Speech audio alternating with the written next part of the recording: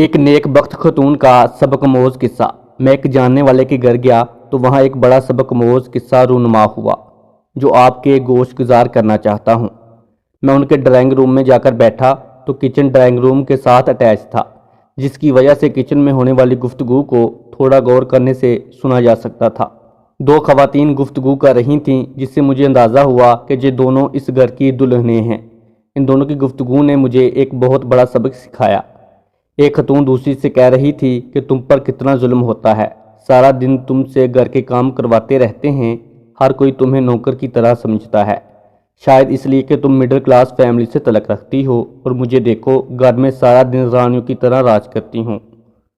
کوئی مجھے کچھ نہیں کہتا، جس کو کام ہوتا ہے وہ تمہیں کہتا ہے تمہیں ان لوگوں نے گھر کی نوکرانی بنا رکھا ہے، تم اپنے شوہر کو کیوں نہیں بتاتی یہ سب؟ دوسری خاتون نے انتہائی خوبصورت جواب دیا۔ اس نے کہا، مجھے اس بات پر فخر ہے کہ گھر کے افراد ہر کام کے لیے میرا انتخاب کرتے ہیں،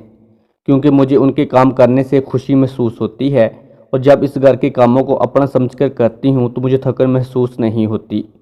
اور جب میرا شوہر گھر آتا ہے تو وہ ہر گھر کے فرد سے میرے لیے تعریفی کلمات سنتا ہے تو مجھ سے خوش ہو جاتا ہے، اور میرے شوہر کے چہرے پر آنے والی وہ خوشی میرے دن بھر کی تھکن کو پل بھر میں ختم کر دیتی ہے،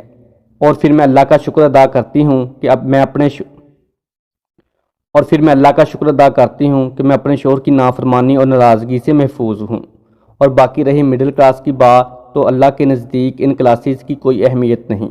وہ اپنے بندے کو تقوی کی بنیاد پر پرکھتا ہے۔ اس لیے میں اپنے شوہر کی نافرمان ہو کر اپنے رب کو ناراض نہیں کرنا چاہتی، اس کے لیے چاہے مجھے کوئی بھی قربانی دینی پڑے۔ اس نے ایک بخت خاتون کی باتیں سنی تو یقین ہو گیا کہ لازماً اس خاتون کی تربیت کے پیچھے کسی عظیم خاتون کا ہاتھ ہے، جس نے اپنی بیٹی کو ایسے اعلیٰ اخلاق سے مزین کیا۔